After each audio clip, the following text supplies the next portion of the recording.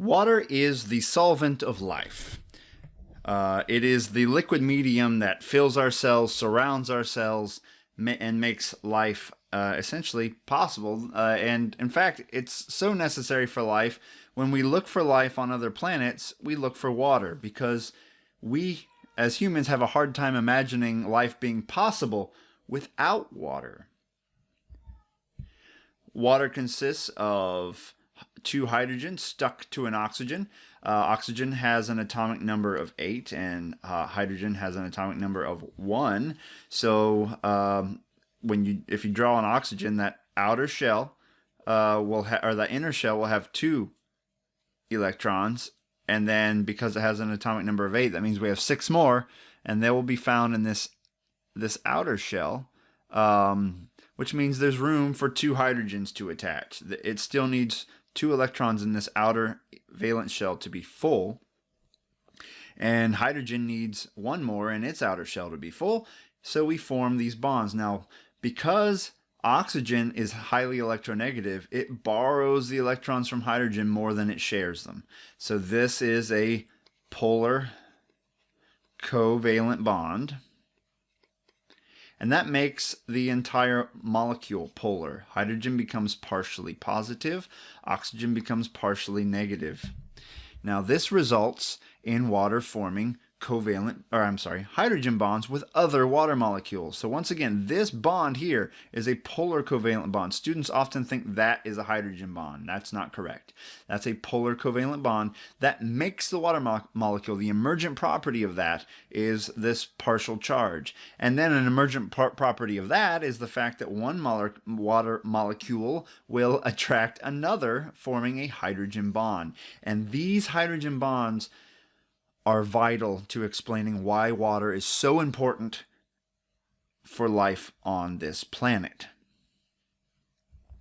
Now, your book has several pages on this, which I've condensed to a table, so read your book to flesh this out. But here are the major properties of water that result. These are all emergent properties of hydrogen bonds. First of all, water is cohesive. It sticks to itself, and it sticks to other polar substances, not just itself. So water, because it can form hydrogen bonds with itself, is said to be adhesive. It has adhesion. That's when I'm sorry, I screwed that up. It's cohesive when it sticks to itself. Like a coworker is someone you work with that's just like you. When water sticks to itself, forming hydrogen bonds, that's cohesive behavior. When it sticks to other polar substances, it's adhesion. So it'll stick to glass, for example, because glass has a bit of a charge. What results from that? Well, we can see like a meniscus when you look at a graduated cylinder. When you have a graduated cylinder and the water actually rises on the edges, and you have to read from the bottom of the meniscus. The reason it does that is the edges of the water are stuck to the glass because water is polar and the glass is polar. The surface tension of water results from hydrogen bonds of water sticking to itself. Some critters can walk on that water because of that. And because water sticks to itself and sticks to the cell walls of plants, water can be transported from the roots to the leaves of a giant redwood tree. And I'll kind of briefly explain that in a moment. Water can moderate temperature, and that can be of the planet, and that can be of an individual. So water, because basically what heat is the movement of molecules. And because water is all stuck together, it takes a lot of energy to get it to vibrate and move and increase temperature. So water absorbs and releases heat with little change to its own temperature. Because it's all stuck together, it takes a lot to get it to move. And so the measurement of this, a calorie is how much energy it takes to get 1 gram of water to increase by 1 degree Celsius. That's what a calorie is. And to be clear, a kilocalorie or 1,000 calories is what a food calorie is. That's what they put on packages of food as a calorie. So water, therefore, has a high specific heat, meaning water can absorb a lot more heat before it changes temperature than most other substances. Okay, so if you're by the beach on a hot summer day, it usually feels cooler because a lot of that heat is being absorbed by the water.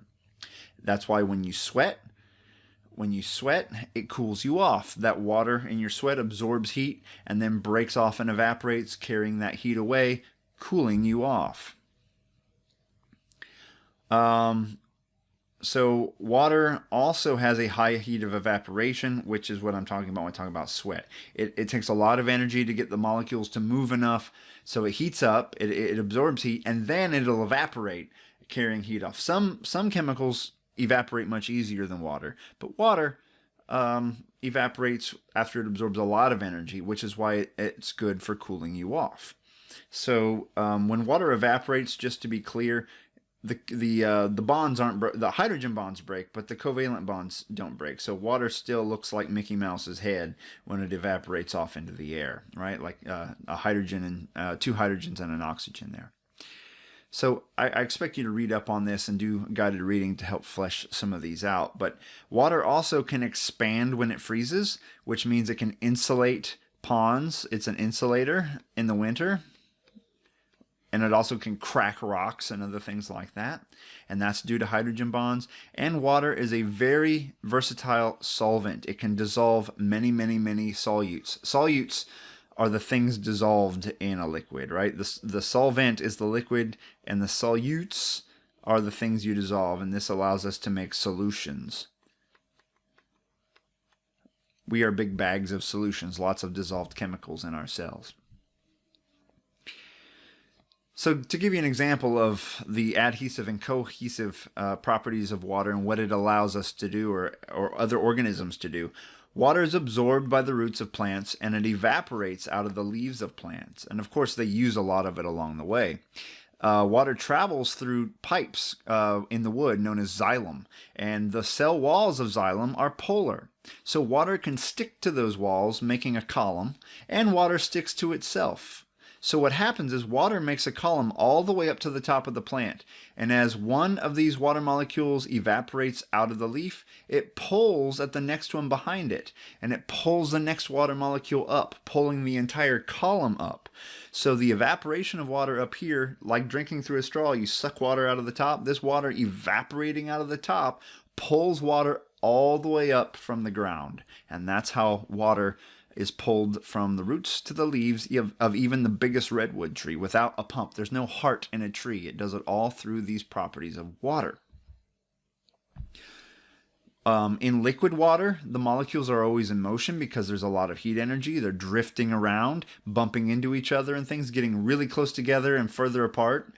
And hydrogen bonds break and reform. But when you cool it down, molecules slow down. They get slower and slower, and they lock in place. And these hydrogen bonds lock them in place, forming basically a crystal shape.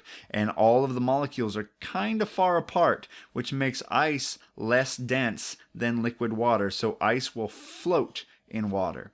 If you freeze something like alcohol, it will actually sink. The ice will sink in liquid alcohol, but water doesn't do that because of these hydrogen bonds. Water is also a great solvent. Stop it. Water is also a great solvent. So we can make solutions. A solution is a solvent, which is the liquid, plus whatever's dissolved in it, the solute. This is what allows chemical reactions to take place in our bodies, because chemical reactions can't take place unless molecules bump into each other. And they can't bump into each other unless they're floating around, right? So they dissolve in water. And the way that works, here's an example of sodium chloride, ionic bonds. Ionic bonds are kind of weak. They fall apart when you dissolve them in water. So here's a sodium ion floating around. Notice which part of the water molecule is turning towards the sodium. It's the negative oxygen. What about this negative chlorine or chloride ion? What's facing it? The positive hydrogens. So they form a shell. The water forms a shell around these ions. This is called a hydration shell. And this is how we dissolve things in water. Water can dissolve polar substances, substances that have a charge. It cannot dissolve nonpolar substances. For example, lipids, fats, and things will float in water or be repelled by water because they don't have a charge. Here's an example of a great big protein dissolved in water. Once again, hydration shells are forming, and water is sticking to this protein, allowing it to dissolve in water. Okay, so I'm going to pick up from there in the next video. We'll talk a little bit more about solutions and then talk about pH and a few other things before moving on to organic chemistry.